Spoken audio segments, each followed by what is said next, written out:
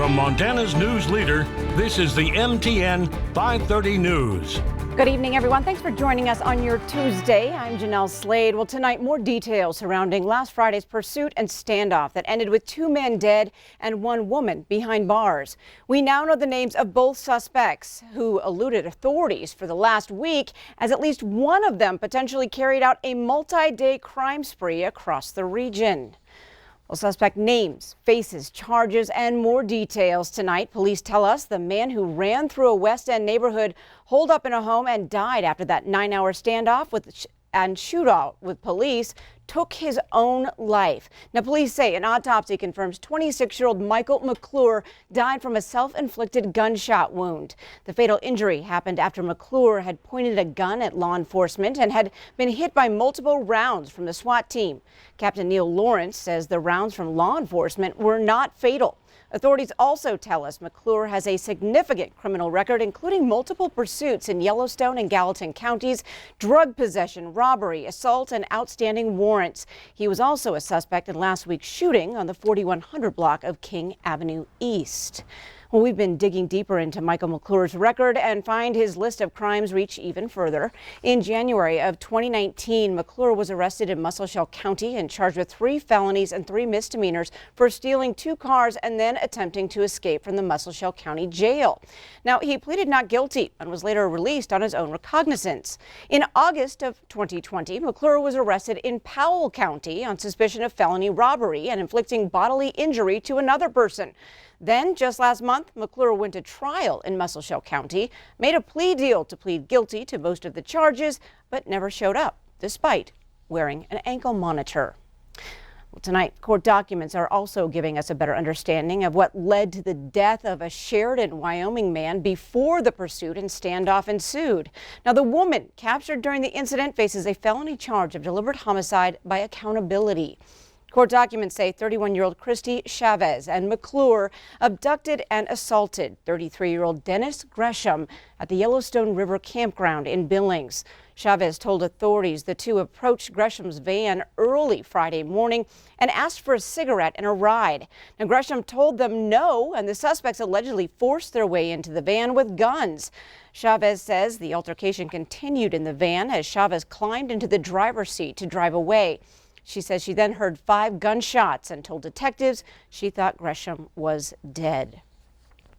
Authorities say later that day, the two led law enforcement on a high-speed chase that ended on 43rd Street West in Billings. Authorities captured Chavez, and McClure broke into the nearby home before the standoff began. Well, in other news today, sharp blades, blunt objects, and items that come to a stark point. All things considered deadly on an airplane. In recent months, Billings Airport security has confiscated as many as 4 guns and plenty of other weapons. As Q2's Andrea Lutz reports, there's an added awareness as the travel season starts to ramp up. We're soon approaching 20 years since 9/11, and people are still trying to bring weapons and sharp items through security. So we're taking a look at some of the most bizarre items that people are trying to fly with. We still see box cutters regularly. That was the weapon of choice of the 9/11 hijackers, and people are still bringing those in their carry-on luggage. And tools, knives, ammo, and guns. Firearms parts are not allowed. We don't want someone to bring a part of a firearm and someone else to bring another part. This is a look at just some of the prohibited items collected by TSA in a couple of months. I mean, this, for example, would have no need to be in my carry-on. It's heavy, and I wouldn't need it. That's why you shouldn't bring it. Lori Dankers with TSA says agents often shake their heads in amazement at what folks will try to tote on a plane. A container full of gasoline, which is highly flammable. No need for that on the plane. People have been known to bring things like chainsaws. In recent years, the amount of those items is staggering, with as much as 350 pounds of prohibited items confiscated at security. And while that amount dipped in 2020 due to the pandemic, she anticipates it's set to increase again. We're planning to move right now into a very busy summer travel season.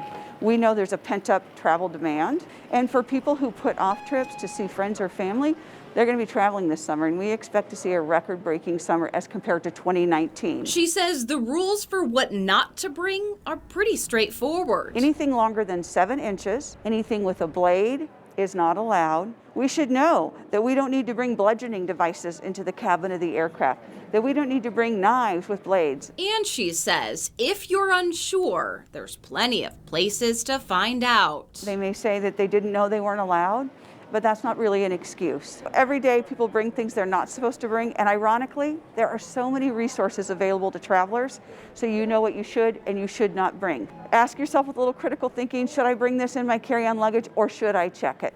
In Billings, Andrea Lutz, MTN News. All right, thanks so much, Andrea. Now, something else to remember when you are traveling, no corkscrews with blades are allowed in carry-ons. If you have any questions about what is allowed, Andrea says, check out the TSA website or social media pages. Well, the Montana House gives final approval to the major bill for implementing recreational marijuana.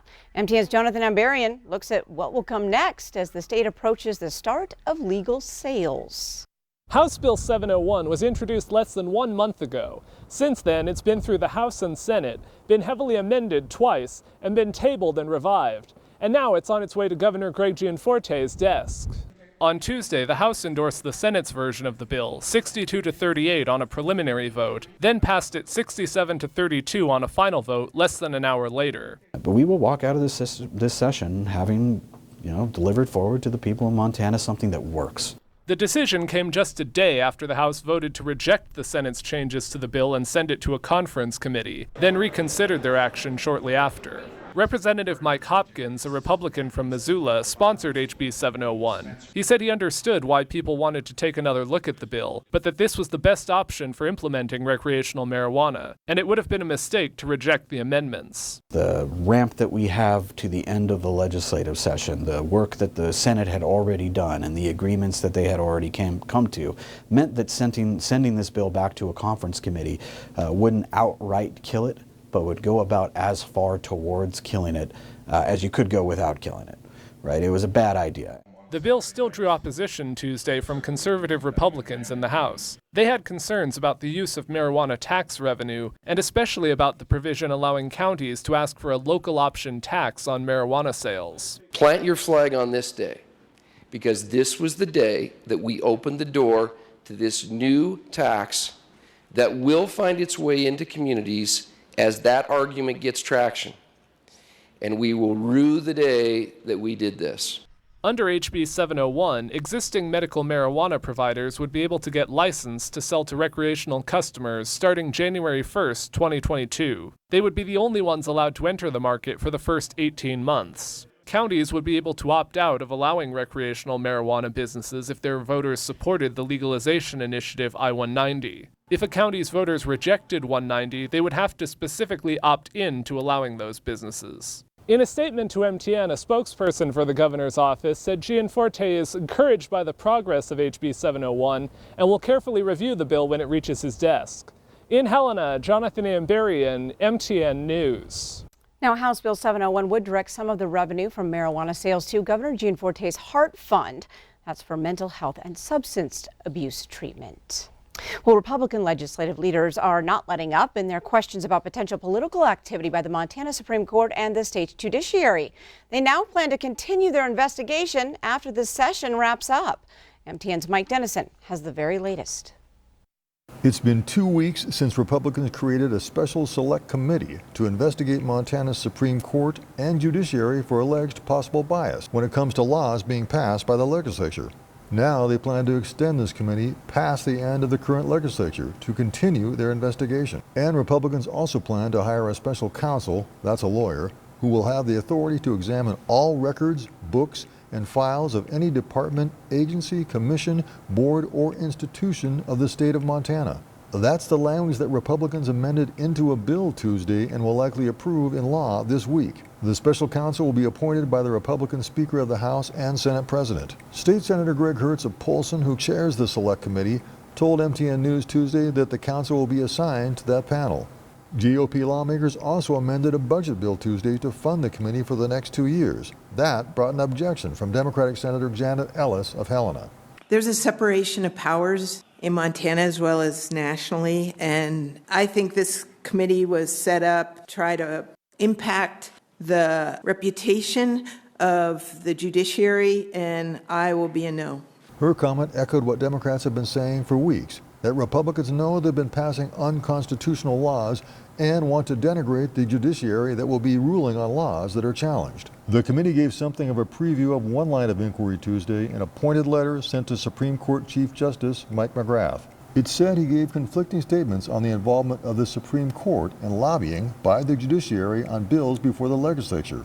When asked if the panel is meant to tarnish the reputation of the judiciary, Hertz told MTN News it will look into whether judges have been violating their own code of conduct when it comes to remaining impartial on laws that come before them.